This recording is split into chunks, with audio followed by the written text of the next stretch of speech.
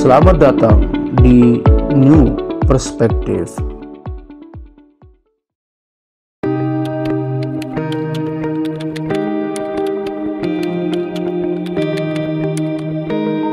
Assalamualaikum warahmatullahi wabarakatuh. Kembali lagi di New Perspective bersama saya Ahmad Yani dan narasumber kita Pak Dr. Saiful Hamdi, dosen Fisipol Universitas Mataram. Kali ini saya dan Pak Dr. Saiful Hamdi akan berbincang dan berdiskusi terkait dengan dinamika arah politik di internal INWI. Ya. Seperti yang kita tahu Pak Dokter ya, sebelumnya kita beberapa waktu yang lalu pernah membahas dan berdiskusi terkait dengan keputusan dari PB INWI yang melabuhkan aspirasi politiknya kepada Partai Gerindra. Meski kita ketahui juga ada elit INWI juga yang melabuhkan aspirasi politiknya di luar Partai Gerindra, yaitu Gede Samsul yang lebih memilih untuk bergabung ke Partai Golkar. Nah, dalam perkembangannya kemudian kalau kita lihat ada sedikit dinamika lah yang terjadi di internal INWI gitu, dengan kita ketahui bersama ada seruan yang disampaikan oleh kepada kader INWI oleh Gede Samsul sendiri agar kader INWI untuk kembali ke Partai Golkar. Dan Golkar dan INWI punya hubungan historis yang cukup panjang, seperti yang beliau sampaikan bahwa Al-Maghfurullah pada tahun 1970 itu pernah melabuhkan aspirasi politiknya kepada Partai Golkar, dan beliau berharap Gede Samsul untuk dekade 60 tahun Partai Golkar ini INWI bisa kembali lagi ke bawah naungannya Partai Golkar. Nah, Pak Dokter, apa yang Pak Dokter lihat dari seruan yang disampaikan oleh Gede Samsul ini begitu agar kader INWI kembali ke Partai Golkar begitu? Ya Mas Yani, terima kasih banyak. Saya kira ini topik yang sangat berat ya. Kalau kita membedah organisasi Nahdlatul Wathon terutama dalam konteks politik sekarang. Karena bagaimanapun bahwa di internal organisasi seperti yang saya katakan kemarin ada indikasi dalam kutip ya keterbelahan ya, antara dzurriyyat yang ada di Anjani. Apalagi sekarang dalam konteks politik bahwa kita tahu Gede Samsul memilih berlabuh di Partai Golkar, sedangkan gerbongnya PBNW sendiri itu lebih memilih ke Gerindra. Saya kira dengan berbagai kalkulasi politik kemudian lahirlah dua perahu ini ya, NW sendiri. Artinya dengan tujuan sebenarnya sama, ingin memenangkan pilkada, pilpres, tetapi dengan perahu yang berbeda. Mas Yani, kalau ini saya kira menarik ya. Cobaan di dalam sebuah organisasi selalu akan muncul konflik. Ini catatan saya. Ini sudah sesuatu yang lazim sebenarnya dan tidak perlu kita khawatirkan. Karena kita tahu dari sebelum munculnya NWDI juga sudah terpecah. Nah sekarang ada indikator bahwa di internal NW sendiri ada keterbelahan di sini, dan apa yang ingin saya katakan sebagai sosiolog di sini bahwa ini fenomena yang umum lazim terjadi dan kita harus siap-siap begitu. Cuman begini Mas Yani, kalau kita bicara partai ya, memang NW punya kedekatan historis dengan Golkar. Ketika Maulana Syekh partai yang beliau dukung dulu, Partai Masyumi ya, karena beliau di Masyumi dibubarkan oleh Soekarno. Kemudian beliau sempat bergabung ke Parmusi. Nah terakhir beliau kemudian bergabung ke Partai Golkar. Jadi salah satu alasan kenapa Maulana Syekh itu bergabung ke Partai Golkar dulu adalah karena ada jasa Soeharto yang menggagalkan pemberontakan PKI pada waktu di tahun 65 ya. Kita tahu kan PKI mencoba mengambil alih kekuasaan di Indonesia di zamannya Bung Karno. Nah, keberhasilan ini yang kemudian Bagi Maulana Syekh melihat ketika pemerintah pada waktu itu oleh Soeharto membentuk Sekber Golkar, lalu kemudian menjadi Partai Golongan Karya, dan kemudian Maulana Syekh masuk di sini. Beliau ikut pemerintah. Nah, apa yang menarik memang dinamika NW dengan Golkar ini tidak selalu mulus, Mas Yani. Iya. Adanya benturan kepentingan. Kemudian ketika NW punya agenda ingin memegang posisi sebagai bupati misalkan ya, kasus mamiknya lalu gede Wirasentane lah. Ya, lalu gede Wirasentane misalkan ketika tidak didukung oleh Golkar pada waktu itu, maka muncul konflik antara Golkar dengan tokoh-tokoh NW. Lalu kemudian Maulana menyerukan jamaah untuk keluar dari Golkar dari Golkar. Sebenarnya sih beliau tidak secara terang-terangan tetapi beliau kemudian mendukung Ka'bah pada waktu itu B3. Ini kan sempat heboh dulu kan. Banyak kemudian kader-kader yang pada waktu itu tidak mau meninggalkan Golkar. Tidak mau meninggalkan Golkar, akhirnya banyak yang kemudian muparokoh dengan Maulana Syekh. Jadi catatan saya, Mas Yani, bahwa konflik NW tidak jauh dari konflik politik. Ini yang perlu kita ingat, dan bagaimana kemudian PR kita sekarang sebagai pemimpin NW, sebagai kader-kader NW untuk memahami dan mengelola itu. Jangan sampai kemudian ini terulang kembali begitu. Dan kalau dulu kan antara guru dan murid tapi kalau misalkan kita lihat muparokoh yang terjadi sekarang dalam konteks politik NW ini adalah antara keturunan zuriat antara zuriat lah begitu di internal NW. Nah, menariknya pasca reformasi, kita tahu kan Golkar pada waktu itu sempat dituntut bubar oleh beberapa aktivis karena dianggap partai yang mendukung KKN dan lain-lain. Tetapi dengan kekuatan Akbar Tanjung, kemudian Golkar ini tetap eksis. Dan perlu kita ingat, Mas Yani, bahwa ketika NW terpecah, NW Anjani itu dulu mendukung ke Golkar. Jadi mereka ke Golkar, Umi Rehanun, Umi kita, beliau terpilih menjadi anggota MPR pada waktu itu.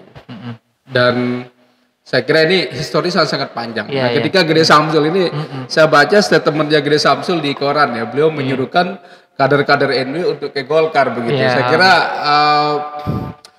sah-sah saja ketika beliau berargumen begitu. Walaupun kemudian ada sanggahan dari PBNW bahwa itu bukan arahan. Nah, saya membaca, Mas Yani, bahwa dinamika perbedaan dalam konteks politik, dalam konteks apapun ketika kita bicara demokrasi sekarang ini sesuatu yang wajar sebenarnya, tidak perlu dibesar-besarkan kalau menurut saya.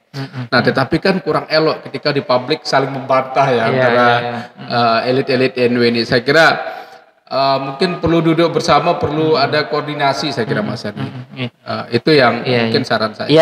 Kalau Pak Dokter melihat apakah sangat mungkin begitu akan ada tercapai titik kompromi di antara elit NW di internal begitu. Artinya NW membuka peluang aspirasi politiknya kepada dua partai. Meski memang kita sudah tahu bahwa PBNW sudah menyatakan mendukung Partai Gerindra, tapi apakah peluang itu tetap terbuka dengan NW bermain di dua kaki, Gerindra dan Partai Golkar, sehingga semua kader NW tetap bisa terwadahi begitu. Mas Yani, kalau kita bicara budaya sebenarnya kan ikatan kekeluargaan itu lebih kuat. Jangan sampai keluarga itu pecah hanya karena partai politik. Ini perlu kita ingat Jangan sampai keluarga pecah hanya karena sebuah organisasi. Bahwa yang kemudian mendukung kita ketika kita susah, memberikan kita support itu hanya keluarga. Ini sebenarnya sangat kita sayangkan kalau kemudian ada semacam indikator perpecahan di kalangan zuriat yang ada di Anjani. Tapi saya melihat mungkin ini hanya persoalan persepsi, persoalan komunikasi yang saya kira butuh difasilitasi lah begitu. Butuh duduk bersama lah. Butuh duduk bersama. Karena bagaimanapun keluarga itu harus bersatu kalau menurut saya family is number one because they will support us when we have problem. Nah, apa yang terjadi ketika kemudian ada dua perahu di sini, terutama dalam konteks politik, satu ke Gerindra, satu ke Golkar. Saya melihatnya bahwa sebenarnya NW bisa saja memainkan dua kaki. Artinya kan Gede Samsul, ya kita belum tahu persis ya, kenapa kemudian beliau tidak bergabung di Gerindra. Apakah ada kalkulasi-kalkulasi politik tertentu yang kemudian beliau memilih di Golkar? Iya. Ya selain tadi faktor historis ya yang beliau ungkapkan di media ya, bahwa beliau menyuruhkan kader-kader NW untuk kembali ke Partai Golkar. Dan beliau mengatakan bahwa beliau juga dapat restu Umuna. Nah ini saya kira menjadi legitimasi lah ya. Karena begini Mas Ani, bahwa ketika banyak SDM di dalam sebuah organisasi, banyak SDM, banyak ide, ini pasti akan ada perbedaan persepsi politik. Ya. Dan ini sesuatu yang lazim menurut saya. Nah ketika kasus Gede Samsul, mungkin beliau bersamaan dengan Gede Sakti di Golkar, sementara kader-kader NW yang lain di Gerindra. Nah ini bagaimana kemudian harus duduk bersama ini begitu. Jangan sampai kemudian konfliknya semakin menajam. Ya saya tidak tahu persis ya, tetapi memang arahan PBNB kalau kita lihat pidato beliau ya. Pidato RTGB lah. Ya RTGB yang sekarang bergelar Maulana Syah, beliau kan pingin bahwa kader-kader NW ini supaya satu barisan. Itu sih sebenarnya kalau saya lihat visi misi beliau ya, bahwa kader-kader NW tidak boleh ada di luar garis lagi begitu. Cuman kan Mas Yani, kita tahu memang yang aktif di politik ya Gede Samsul. Kalau bicara NW Anjani, orang melihat ya selain Gede Sakti lah ya, beliau seringkali mencalonkan diri di pilkada ya, baik itu di Lombok Tengah maupun di pilkada NTB. Dan satu-satunya calon ya, artinya anggota dewan dari NW sendiri adalah Gede Samsul. Beliau pernah 3 periode di DPR RI. Beliau 3 periode. Kemudian Mami Muhyi di DPD ya. Tapi Mami Muhyi kayaknya ke Gerindra ya, kalau kita lihat haluan politik beliau.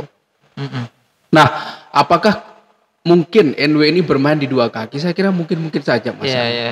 Gede Samsul kan punya agenda bagaimana beliau sukses di Dewan kan, di Dewan Nasional ya, duduk di DPR RI, itu agenda politik beliau.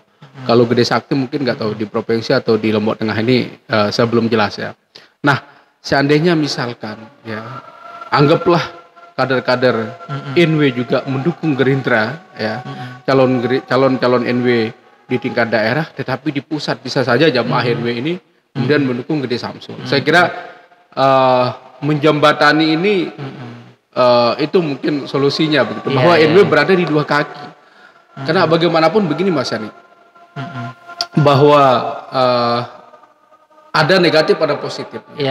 Tentu kalau bicara kepartean kan loyalitas ya, loyalitas terhadap satu partai. Ketika berada di dua kaki, ini anggaplah misalkan ya, ketika Prabowo gagal menjadi capres misalkan, menjadi calon presiden, tiba-tiba Golkar menang, otomatis kan akses ke kekuasaan pusat kan, itu akses akan kekuasaan terbuka ke Golkar, ya kan? Ya saya kira ini menarik lah menurut saya membaca dinamika politik di Anjani ini, di Nahdlatul Ulama. Ya, kalau abang melihat begitu, strategi politik yang mungkin bisa dimainkan oleh NW pada pemilu legislatif 2024 ini seperti apa begitu? Artinya bahwa dengan kondisi Gede Samsul di Golkar dan kader yang lainnya ke Gerindra, supaya bahwa semua kader NW yang mencalonkan diri pada pemilu legislatif itu bisa lolos ke parlemen begitu. Apa kira-kira strategi dan taktik yang bisa dimainkan oleh Golkar begitu Bang? Karena artinya kan NW punya kepentingan bagaimana supaya kadernya kan bisa lolos ke parlemen begitu Bang. Meski meski memang lewat partai politik yang berbeda, tapi kan tetap tujuannya adalah bagaimana juga berkontribusi untuk membangun dan membesarkan NW secara politik gitu Bang. Ya, artinya kan ini sebenarnya kembalinya ke NW lagi begitu. Ketika kader-kader NW semuanya goal ya, entah itu di pusat kemudian di daerah, maka yang bisa menikmati itu adalah NW sendiri NW juga. itu sendiri. Ya, artinya minimal mereka ada akses kekuasaan ya, mungkin untuk posisi-posisi tertentu NW tidak sulit untuk mengusulkan kadernya begitu. Apalagi seandainya nanti Prabowo ataupun Golkar siapa tahu bisa bersatu kan di pemerintahan, Artinya tidak harus kemudian perbedaan ini kita sikapi secara tajam begitu, kalau menurut saya. Strateginya begini Mas Yani. Ya tentu kedua partai kan punya strategi masing-masing ya. Dan menginginkan partai ini besar. Dan kita tahu kedua partai ini partai leading di NTB. Iya, betul. Gerindra maupun Golkar. Leading ya, walaupun beliau tidak berafiliasi ke NW, Golkar juga lagi memimpin di NTB. Punya basis yang sangat kuat. Artinya bahwa sebenarnya NW diuntungkan di sini. Mereka berada di partai yang cukup besar lah gitu ya, berpengaruh di NTB dan juga di tingkat nasional. Nah, sekarang saya kira mungkin kalau kita bicara anggota dewan ini kan kontestasinya per persen ya, di internal partai. Ya tentunya nanti seandainya ya misalkan Gede Samsul berhasil menggait konstituen jamaah HNW mendukung beliau di parlemen, ya pastinya akan bersaing dengan HBK ya dalam konteks di luar partai. Yang ada di Gerindra misalkan, atau kalau di dalam internal Golkar ini kan juga beliau bersaing dengan tokoh-tokoh lain. Saya kira nanti ini Mas Yani lebih mengerucut kepada jaringan personal ya. Nah jangan sampai kemudian perbedaan haluan politik ini justru menggagalkan semua. Ini kita harapkan lah bahwa NW solid dalam arti memperjuangkan kadernya, duduk di dewan, ya entah di pusat entah di daerah, ya tetapi inilah Mas Yani sangat complicated memang ketika berbicara beda partai ya. Seharusnya ya saya nggak tahu kondisi kemarin ya, apakah kurang komunikasi antara kedua tokoh ya sentral di NW ini, Zuriat ini untuk membaca arah politik mereka begitu. Kurang berkomunikasi, kurang koordinasi. Ini yang saya tidak paham Mas Yani. Saya tidak terlalu jauh ke sana. Tetapi saya melihat bisa saja NW itu bermain di dua kaki. Saya kira situasi ini umum lah terjadi dimanapun. Nah itu tadi Abang menyebutkan keuntungan jika NW bermain di dua kaki.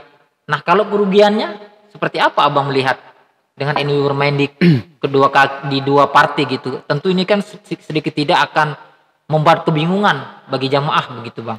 Ya sulitnya di sini Mas Yani. Kalau misalkan ada dua tokoh sentral ya, kemudian berada di partai lain, karena ini pasti sama-sama ingin memperjuangkan partai kan, memperjuangkan partai, dan tentunya di acara-acara besar NW kayak di Hultah, kemudian di mana di acara Dzikrul Hauliyah misalkan, ini kan pasti bendera partai berdiri.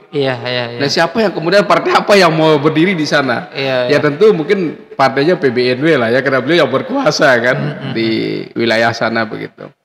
Nah susah kemudian tiba-tiba ada partai Golkar juga begitu nimbrung di NW.